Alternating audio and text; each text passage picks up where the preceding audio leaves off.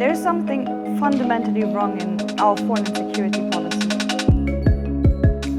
Because we all know that political decisions get better the more diverse the people are that are making these decisions.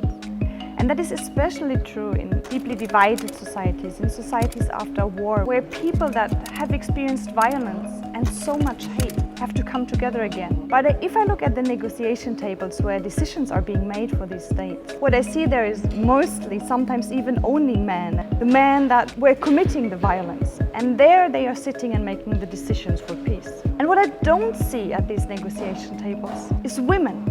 What I don't see is the people that suffered from the war.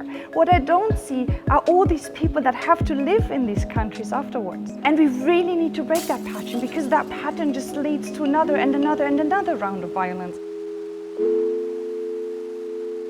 We need women at the negotiation tables, many and quickly. And of course, it's also about putting our money where our mouth is. We need resources to empower all those minorities, women and girls, to speak up and claim their spots. But if I look at how we spend the money, mostly it's for infrastructure, not education.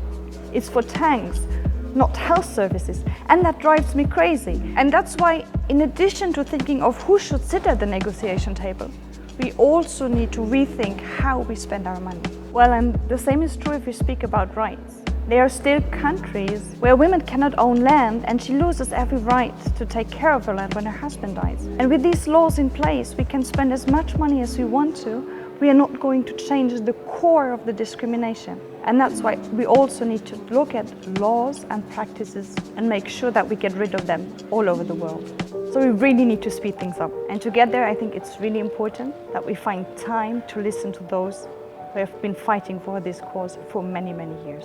And of course, I have been working a lot in the last year on our report on gender equality in EU's foreign and security policy, where we make very clear what we in our EU institutions need to change to make sure that our foreign policy is for everybody. So for us who have the power, I think it's important that we are very mindful about whom we give the voice and whom we silence, where we spend our resources and where we don't spend them. And for everybody else, please hold us accountable and just check whether we manage to live up to this idea of having a foreign policy for everybody.